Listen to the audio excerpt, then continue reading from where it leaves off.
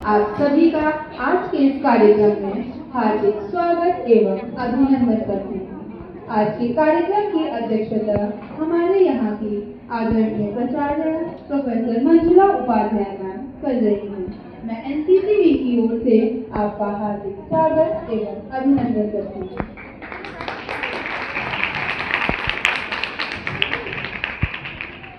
यहाँ उपस्थित सभी आदरणीय प्रवक्ताओं का भी मैं स्वागत एवं अभिनंदन करती हूँ।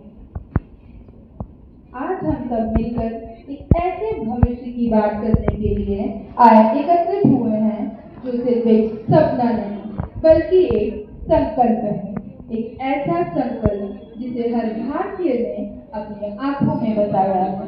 विकसित भारत 2047 वो वर्ष होगा जब हमारा देश अपनी आजादी के 100वीं वर्षगांठ मनाएगा। सोचिए, जब हम इस शताब्दी के जश्न में डूबे होंगे तब हमारा भारत कैसा होगा। एक ऐसा भारत जो आर्थिक, सामाजिक और तकनीकी रूप से एक नई ऊंचाई पर खड़ा होगा। एक ऐसा भारत जहां हर नागरिक का समान अवसर और सम्मान मिलेगा। जब किसी देश के नागरिक अपनी भूमिका के अनुसार कर्तव्य का पालन करते हैं तो देश आगे बढ़ता है। देश का विकास केवल सरकार का काम नहीं बल्कि हर नागरिक का कर्तव्य है। इसीलिए हम सभी का दायित्व है कि हम अपने व्यक्तिगत और सामाजिक जीवन में ईमानदारी, निष्ठा और समर्पण के साथ कार्य करें।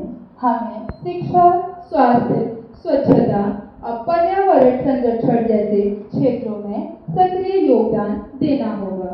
युवाओं का नवाचार और उद्यमशीलता के माध्यम से देश की प्रगति में अपना महत्वपूर्ण स्थान बनाना होगा, जबकि महिलाओं को सशक्त होकर राष्ट्र निर्माण में अपनी भागीदारी सुनिश्चित करनी होगी।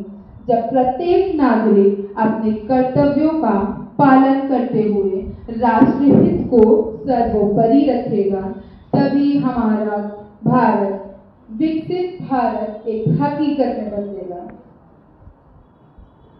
आइए अब विकसित भारत की कल्पना को सिर्फ शब्दों में नहीं बल्कि जीवन दृश्यों के माध्यम से देखें। अब नाट्य प्रस्तुति के लिए कैडेट लक्षिता किशोर, सृष्टि नायक और उनकी टीम को मैं मंच पर आमंत्रित करती हूँ। जय हिंद। आज हम आपके समक्ष जो नाट्य प्रस्तुति लेकर आए हैं उसका विषय है विकसित भारत 2047, एक नया स्वप्न, एक नई दिशा। साथियों, आज का भारत सिर्फ सपने देखने वाला देश नहीं बल्कि उन्हें साकार करने की दिशा में तेजी से कदम बढ़ा रहा है। हमारा भारत जो कभी गुलामी की जंजीरों में जकड़ा हुआ था, आज digital India, make in India और स्टार्टअप इंडिया जैसे अभियानों से विश्व मंच पर अपनी पहचान बना रहा है। लेकिन क्या केवल तकनीकी तरक्की ही विकास है? क्या केवल ऊंची इमारतों और चौड़ी सड़कों से ही देश विकसित बन जाता है? हमारे इस नाटक के माध्यम से हम यही दर्शाना चाहते हैं। यह प्रस्तुति एक दर्पण है जो हमें दिखाएगा कि असली विकास क्या है। यह नाटक हमें ले जाएगा गांव की गलियों से लेकर शहर की चमक तक और दिखाएगा कि कैसे जनता की भागीदारी, युवाओं की ऊर्जा और नैतिक मूल्यों की वापसी से भारत एक विकसित राष्ट्र बन सकता है।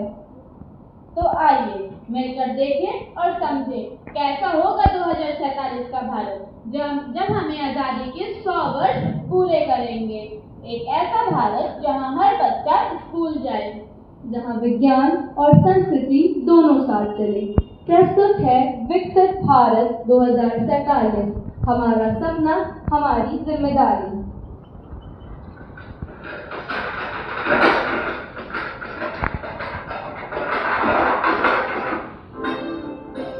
हमारा प्यारा भारत जो पहले सोने की चिड़िया कहलाता था,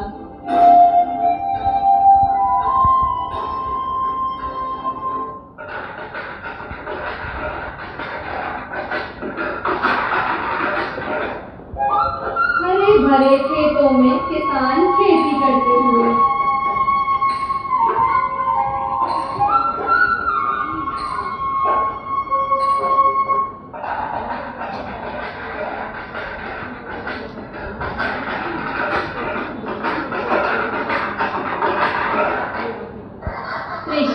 बैलों से ट्रैक्टर की ओर अग्रसर होते हुए।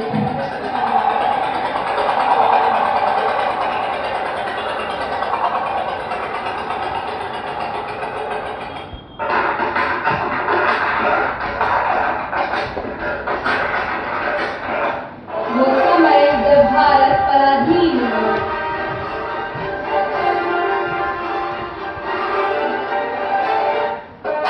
आजादी के लिए भारतीयों को अनेक कठिनाइयों का सामना करना पड़ा।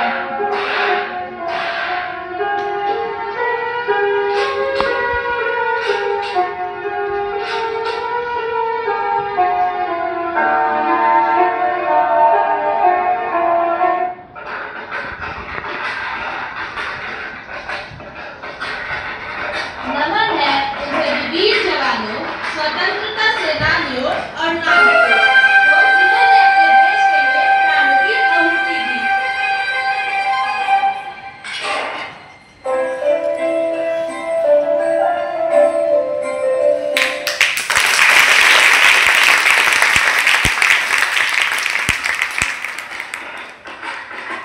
देश की स्वतंत्रता के लिए न केवल पुरुषों ने बल्कि महिलाओं ने भी अपना योगदान दिया।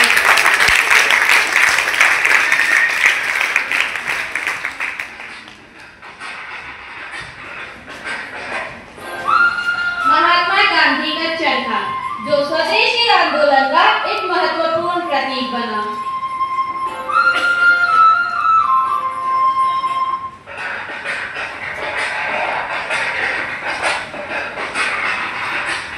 हमारा भारत आजादी का परचम लहराते हुए। भारत माता की जय।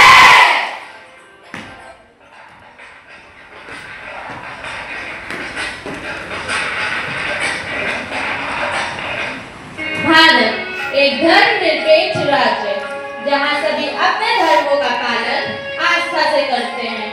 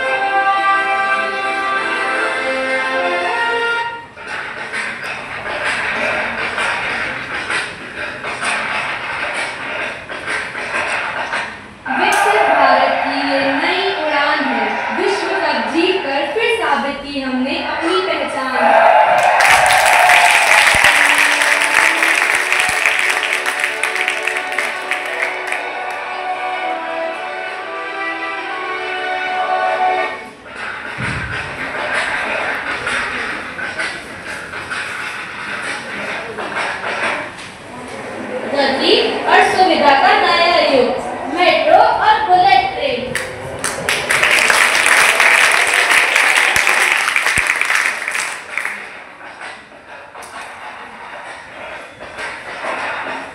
हिमांशु शुक्ला की अंतरिक्ष यात्रा और चंद्रयान की सफलता विकसित भारत के सुनहरे कल की गवाही है।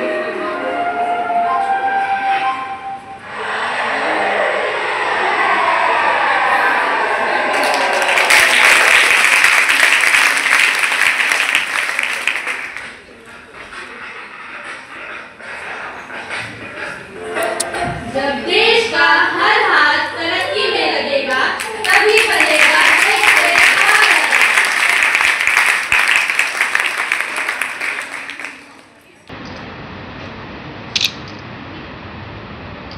बल्कि एक ऐसा भारत बनना है जहां हर प्रतिभा को निखरने का अवसर मिले और हर सपना साकार हो सके। आज के इस महत्वपूर्ण विषय को और गहराई से समझाने के लिए अब मैं कैडेट आस्था त्रिपाठी और कशिश गौतम को पीपीटी प्रस्तुति के लिए मंच पर आमंत्रित करती हूँ। जय हिंद एवरीवन। जय हिंद। मैं कैडेट आस्था त्रिपाठी, मैं कैडेट कशिश गौतम। आज हम आप सभी के समक्ष पीपीटी के माध्यम से विकसित भारत 2047 के बारे में बताने के लिए एकत्रित हुए हैं। तो आइए जानते हैं।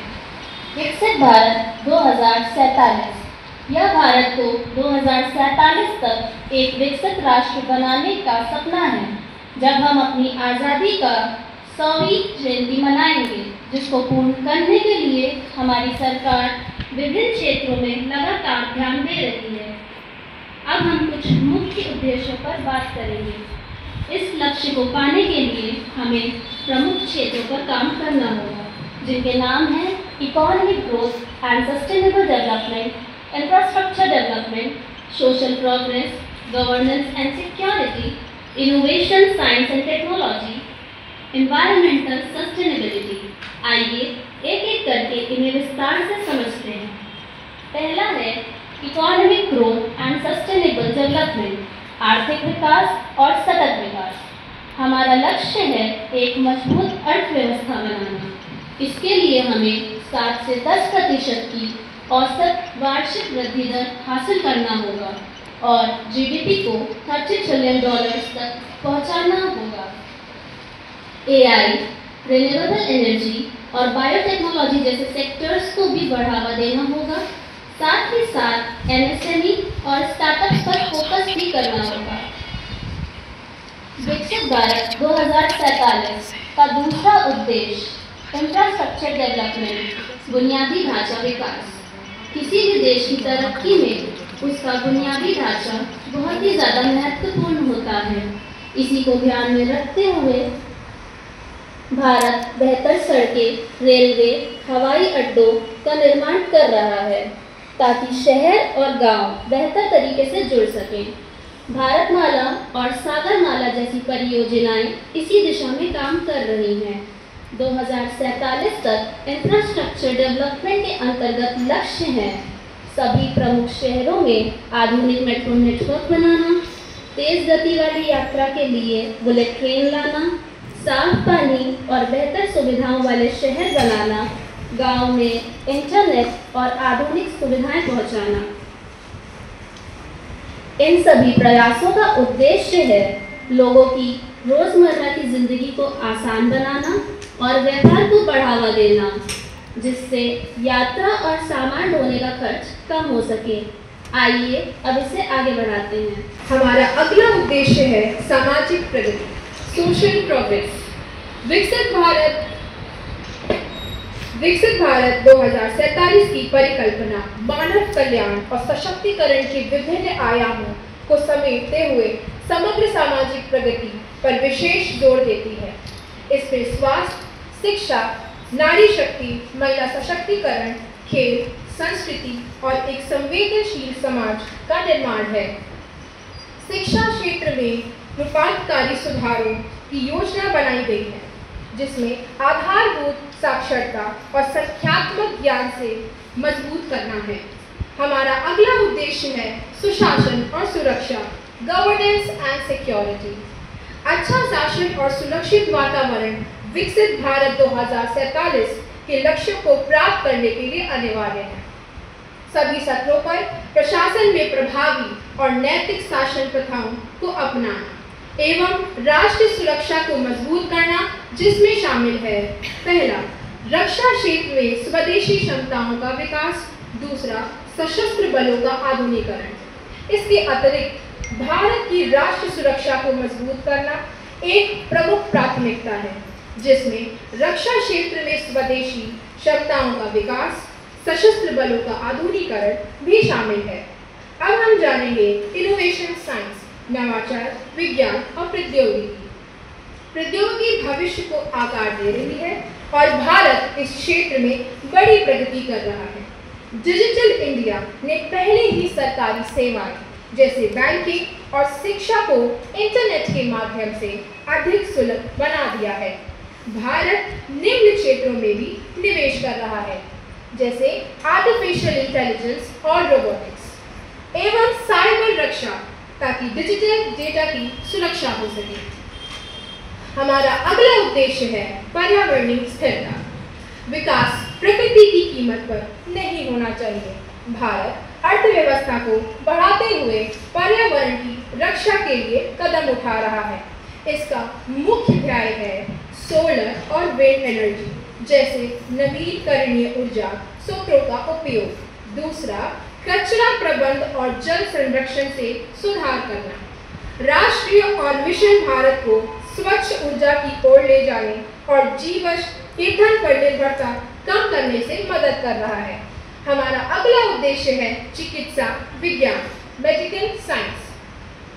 विकसित भारत 2047 के लिए चिकित्सा विज्ञान के लक्ष्य एक ऐसे स्वास्थ्य प्रणाली के लिए निर्माण पर केंद्रित कर रहे हैं जो न केवल मजबूत और तकनीकी रोग पर केंद्रित है।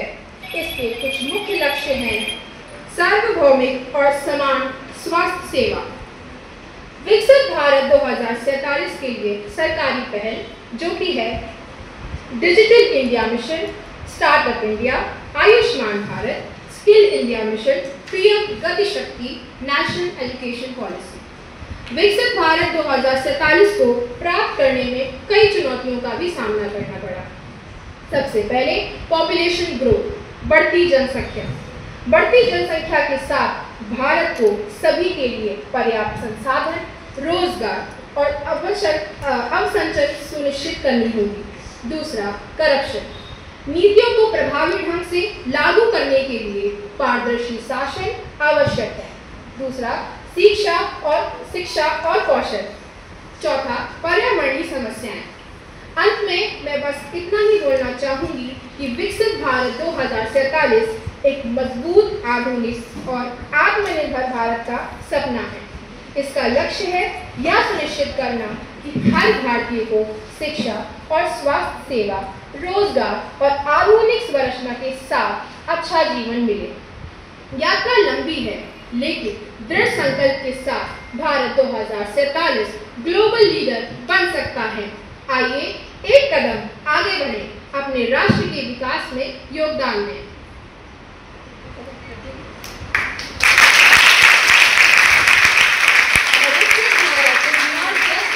जय हिंद, जय भारत। ज्ञान और भावना का संगम है कविता। इस संगम को जीवन करने के लिए मैं कैडेट गरिमा तिवारी को कविता प्रस्तुति के लिए मंच पर आमंत्रित करती हूँ। सवरता निखरता ये देश, जैसी कोई दुल्हन बदलती हूँ देश। ये वादे इरादे ये कस्में नहीं, ये मेहनत मशक्कत ये खुद पे यकीन। यही है सुनहरा सा भारत, यही है सुनहरा सा भारत। हवा में हुनर है, फिजा में महारत। हवा में हुनर है, फिजा में महारत।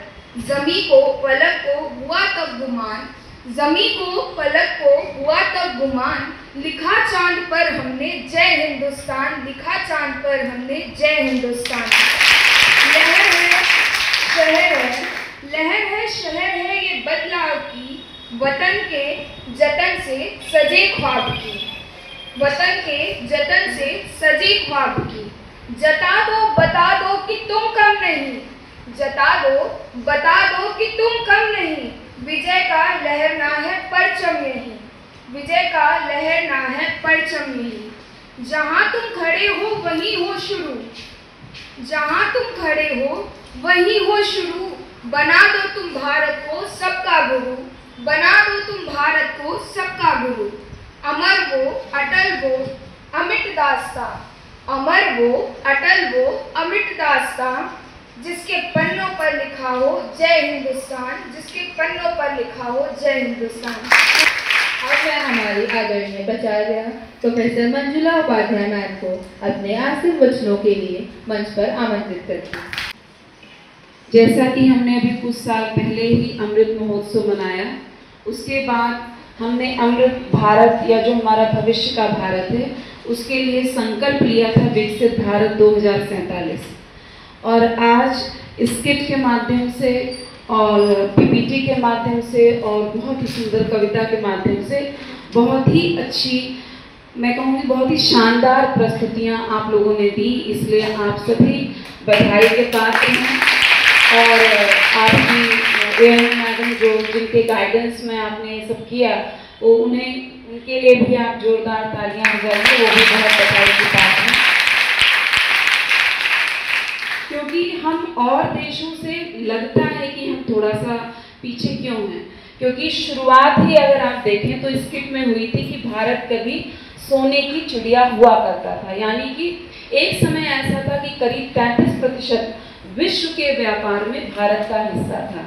तो हमें ये देखना होगा कि अगर इतना सुनहरा जो है हमारा भूतकाल रहा है, हमारा एंशंट पीरियड में सिस्टम रहा है, तो ऐसा क्या हो गया कि जो है हम जब आज़ाद हुए अंग्रेज़ों से तो हमारी जो ग्रोथ रेट है वो 1-2% के करीब रही और हमारा विश्व व्यापार में प्रतिशत भी घट के 2-3% ही रह गया। आज भी हम बहुत ज़्यादा योगदान नहीं कर पा रहे, जबकि हम इतनी तेज़ी से विकास कर रहे हैं। तो अगर कोई हमें अंग्रेज कहते थे कि हम सपेरों का देश हैं, हम लुटेरों का देश हैं, पर उन्होंने ही लूटा है या बहुत सारे आक्रांता आए।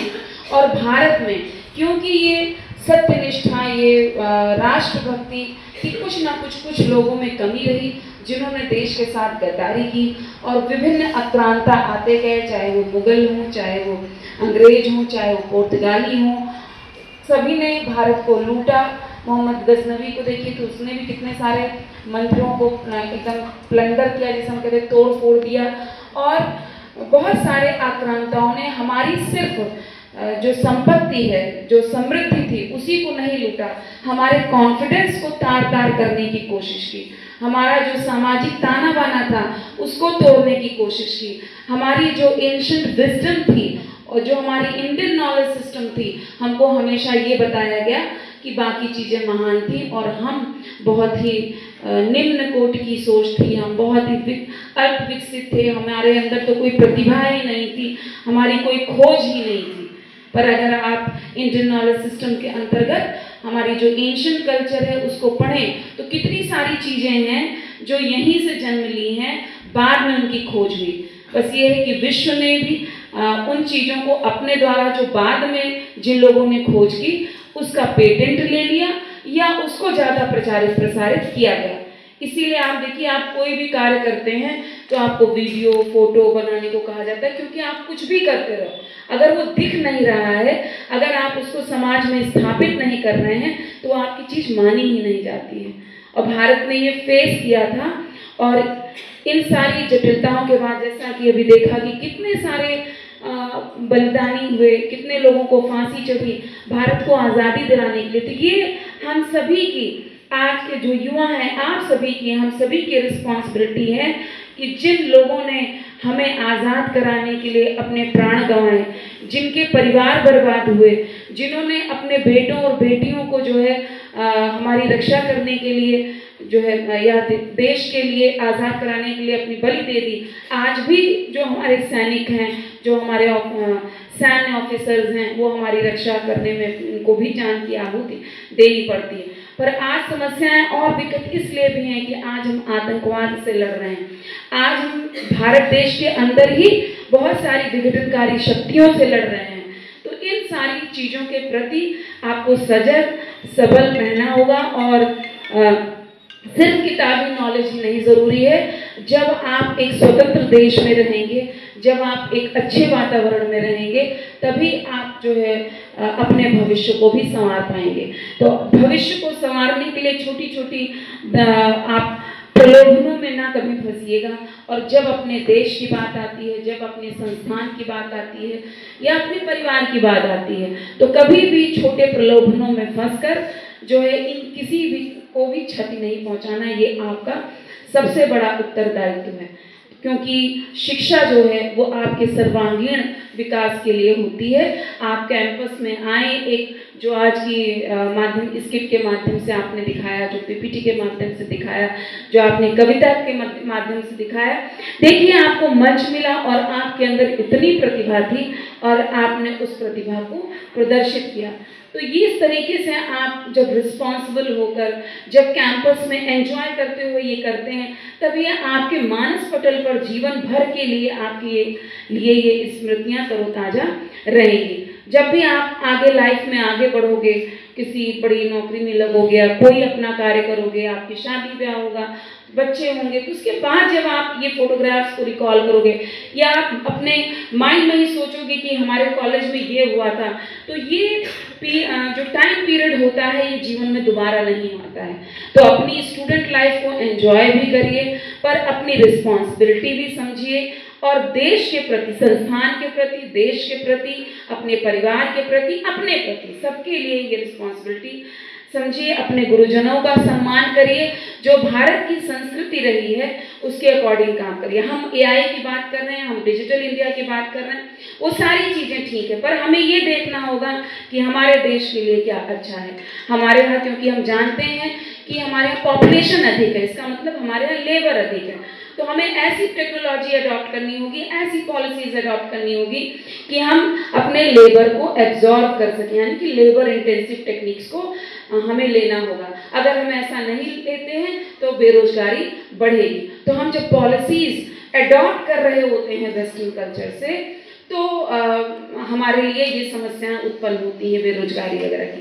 पर आज इसीलिए हम मजाक भी उड़ाते हैं, बहुत लोग, हम नहीं, बहुत लोग मजाक उड़ाते हैं कि ये कह रहे हैं कि ये पकौड़ा बेचे या कुछ। अभी मैंने कल ही एक आर्टिकल कहीं पढ़ा कि एक महिला थी, उनके पति की मृत्यु हो गई, तो उसके बाद उन्होंने अपने बच्चों का भरण पोषण समोसा बेचने की शुरुआत से किया और आज उनके हजारों के ऊपर चेन्स भारत और बाहर हैं। इतनी बड़ी वो बिजनेस वुमेन है। तो कोई भी कार्य छोटा या बड़ा नहीं होता, जब आप उसको करते हो उसके बाद आपके पास बढ़ने के लिए बहुत स्कोप होता है। नौकरी में तो आप एक फिक्स हो जाते हो कि आपको इन रूल्स के अकॉर्डिंग चलना है, आपको इतना पैसा मिलेगा, पर बिजनेस और इतने साल पे आपका प्रमोशन होगा। पर जब आप बिजनेस करते हो, जब आप स्टार्टअप्स खोलते हो, तो वो आपकी मेहनत और आपकी पूरी जो किस तरीके से आप कार्य करो इस पर डिपेंड करता है। तो और भारत में एंशिएंट जब हमारी कल्चर थी तो हर घर में रोजगार था, क्योंकि अगर आप हम देखते हैं कि चीन हमसे ज़्यादा जनसंख्या वाला देश था, आज नहीं है पर था, पर वहाँ पर इतनी बेरोजगारी क्यों नहीं थी? क्योंकि वहाँ पे हर घर में छोटी छोटी कॉटेज इंडस्ट्रीज और जो ये कलपुर्जे बनते हैं, यानी जो इंडस्ट्री के पार्ट्स बनते हैं या जो कंज्यूमर गुड्स बनते हैं, वो सब हर घरों में बन रहे थे। तो इस वजह से वहाँ पे बेरोजगारी इस तरीके की नहीं दिख रही थी। अगर हम ये सोचें कि हमें कोई नौकरी दे दे और हम नौकरी पाले, कोई सोचना गलत नहीं है, पर हम ये सोचें कि अगर वो नहीं तो हमारा जीवन समाप्त। जैसा कि आप देखते हैं कि आज के युवाओं में सुसाइड की टेंडेंसी बहुत बढ़ रही है। वो जो है मेडिकल कॉलेजेस में पढ़ने जाते हैं, वो इंजीनियरिंग कॉलेज में पढ़ने जाते हैं, माँ बाप का प्रेशर है, वहाँ पे कंपटीशन का प्रेशर है, पीयर ग्रुप का प्रेशर है, शिक्षक का प्रेशर है, वो झेल नहीं पाता है। और कुछ अपनी पर्सनल लाइफ की भी चीज़ें हो सकती हैं और फिर उसको लगता है कि वो परफॉर्म ही नहीं कर पा रहा, और ऐसे लोग आत्महत्या कर लेते हैं। अच्छे संपन्न परिवारों के बच्चे कर ले रहे हैं। तो हमको ये सोचना चाहिए कि वो हम क्यों परफॉर्म नहीं कर पा रहे हैं या हमें लग रहा है कि हम सक्सेसफुल नहीं हो पाएंगे, इस अंदेशे से अपने जीवन को समाप्त करने का कोई मतलब नहीं। कभी कभी आप देखिए तो जो आज हम रिलायंस इंडस्ट्री देखते हैं, तो जो उनके पिता थे मुकेश अंबानी जी के जो पिता थे धीरू भाई अंबानी, वो कोई बहुत पढ़े लिखे या बहुत बड़ा शुरू से ही उन्होंने बिजनेस थोड़ी ना शुरू किया था। तो ज़्यादातर बिजनेसमैन आप देखिए तो छोटे से शुरुआत करते हैं और आगे प्रगति करते जाते हैं। तो हमें इस तरीके के जो स्वरोजगार की चीज़ें हैं, स्टार्टअप्स की चीज़ें हैं, इन सबको देखना होगा। हम अगर भारत को चाहते हैं कि भारत आत्मनिर्भर बने, तो हमें बाहर की चीज़ों का कम कंजम्पशन करके अपने देश की बनाई हुई चीज़ों का ज़्यादा कंजम्पशन करना होगा, जैसे जिसको हम स्वदेशी अभियान कहते हैं। तो स्वदेशी अभियान को हमको अपनाना होगा, समरसता के रूप में रहना होगा, यानी कि लोग हमको लड़ाने बुड़ाने की कोशिश करेंगे कि आप इस जाति के हो, आप इस धर्म के हो, और इसके बांटने की कोशिश, जैसे अंग्रेजों ने डिवाइड एंड रूल किया, इसी तरीके से देश को नुकसान पहुंचाने वाली जो शक्तियां हैं वो जो है आपके बीच इस तरीके का जो है आपके मन में बीज बो रही हैं। तो हमें उससे हमेशा सचेत रहना है और अपना कार्य जो है वो निष्ठा से करना। पर्यावरण संरक्षण पे भी पीपीटी में था कि इन्वायरमेंटल सस्टेनेबिलिटी वो बहुत ही ज़रूरी है, क्योंकि वो सिर्फ हमारे लिए नहीं ज़रूरी है, हमारे देश के लिए, हमारे पड़ोस के लिए, यहाँ तक कि विश्व के लिए ज़रूरी है। वैसे तो हम आर्थिक प्रगति की जब बात करते हैं तो हम अपने देश की प्रगति की बात करते हैं, बाद में फिर कहते हैं कि हाँ विश्व प्रगति करे, पर इन्वायरमेंटल सस्टेनेबिलिटी वाली जो बात है कि अगर हम अपने देश में इन्वायरमेंटल सस्टेनेबिलिटी अपना लें और या हम सोचे कि अरे इतना करने से हमें क्या फर्क पड़ेगा, हम इनडिस्क्रिमिनेट इंडस्ट्रियलाइजेशन करें, तो उसका असर हम पर भी होगा और पूरे विश्व में होगा, क्योंकि इन्वायरमेंट बाउंड्रीज में नहीं बटा है। आपकी जो लैंड है, आपके देश बाउंड्रीज में बटे हुए हैं, उनकी ज्योग्राफिकल बाउंड्री है, पर क्लाइमेट की कोई ज्योग्राफिकल बाउंड्री नहीं, ये आपको समझना होगा। इसलिए हम इन्वायरमेंटल सस्टेनेबिलिटी की बात करते हैं, जो कि एक बहुत बड़ा मुद्दा है, और हमें अपनी सांस्कृतिक विरासत को संजो कर रखना है। और हम आपसे सभी से आग्रह है कि किताबें पढ़िए, और उन किताबों में आप ये देखिए कि भारत की क्या इंटरनल सिस्टम रही है। बहुत सारे बच्चे हिंदी के या संस्कृत के होंगे, ज़्यादातर हमारा जो पुराना साहित्य है वो संस्कृत में उपलब्ध है, अब उनके ट्रांसलेशन भी इंग्लिश और हिंदी में हो रहे हैं। तो अच्छी पुस्तकें पढ़िए, तब आपका ज्ञान बढ़ता है। अगर खाली मीडिया जो आपका इंटरनेट है उस पर भी नॉलेज मिलती है, पर कभी कभी वो किसी के द्वारा दी गई नॉलेज होती है, तो कभी कभी आप उसमें दिशा भ्रमित भी हो सकते हैं। तो क्या चूज़ करना है आपको, इंटरनेट से, किताबों से क्या चूज़ करना है, ये आपकी रैशनैलिटी पर डिपेंड करता है। तो क्योंकि अभी नेक्स्ट दूसरा भी कार्यक्रम है और समय हो चुका है, तो आपने बहुत अच्छा टॉपिक चुना, विकसित भारत 2047, क्योंकि ये हम सभी जो हैं इस कालखंड में जी रहे हैं और आगे हमें रहना है, खास तौर पर आप लोग। तो जो है ये हम सभी की जिम्मेदारी है कि हम भारत को विकसित भारत की ओर ले चलें, पर अपने मॉडल के साथ ले चलें। जो विश्व में चल रहा है उसको ध्यान रखते हुए, अपनी आंखें खोले हुए, हमें जो है अपने मॉडल को बनाते हुए, अडॉप्ट करते हुए, दूसरों की नकल ना करते हुए, जो हमारे देश के लिए ज़रूरी है, जो हमारे समाज के लिए ज़रूरी, जो हमारे इन्वायरमेंट के लिए ज़रूरी है, ऐसी चीज़ों को अडॉप्ट करते हुए, ऐसी पॉलिसीज़ के साथ हमको आगे बढ़ना होगा।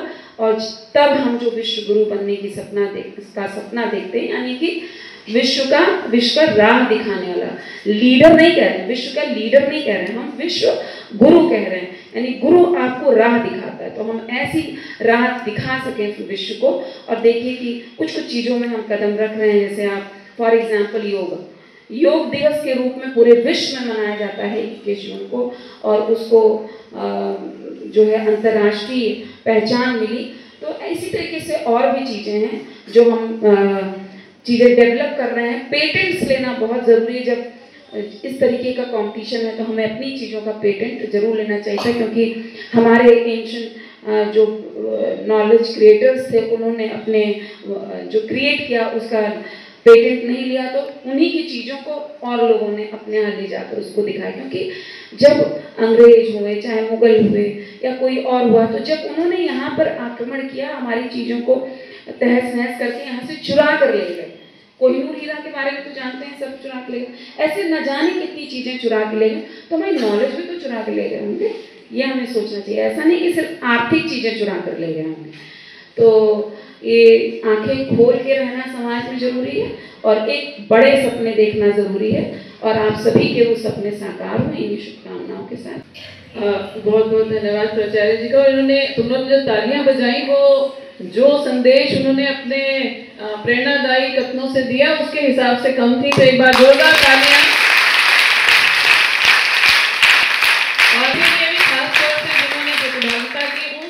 जोरदार तालियां। और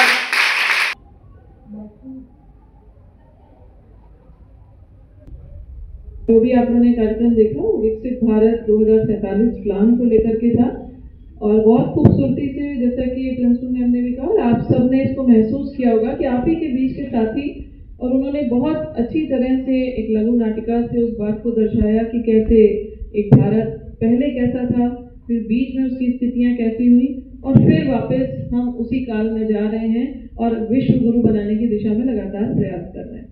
तो इसके लिए सबसे महत्वपूर्ण जो भूमिका है वो युवाओं की है।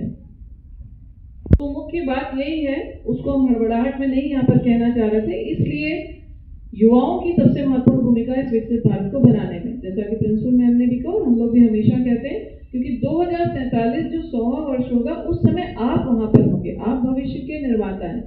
तो भारत में युवाओं की संख्या भी बहुत एक बड़ा बल माना जाता है युवाओं का, तो युवाओं ही पर ही आधारित है कि देश की दशा और दिशा 2047 में क्या होगी और क्या क्या चीजें हमें चाहिए, किस किस फील्ड में हमें आगे बढ़ने की जरूरत है, तब हम विकसित भारत कहलाएंगे। ये सब आपने पीपीटी के माध्यम से डिटेल में देखा और उम्मीद करते हैं कि आपने थोड़ा बहुत समझा होगा। तो कुल मिलाकर के यहाँ पर यह है कि सबका साथ, सबका विकास और सबका विश्वास, इस भाव को लेकर के हम विकसित भारत बना सकते हैं। अगर हम केवल एक सरकार ने कोई बना दी, एक योजना बना दी और उससे हमारा भारत विकसित हो जाएगा, ऐसा संभव नहीं है। सरकारें योजनाएं बना सकती हैं, लेकिन सबको उसमें भूमिका अपनी अपनी निभानी होगी। जैसा कि कई बार आपको पहले भी कहा गया, आपकी जो भी भूमिका है समाज में, इस समय आप छात्रा हैं तो छात्रा के रूप में जो भूमिका है उसका निर्वहन अच्छी तरह से करें, तभी एक अच्छे नागरिक की आप भूमिका कर सकते हैं, तभी हमारा देश जो है वो विकसित भारत की दिशा में आगे बढ़ सकता है।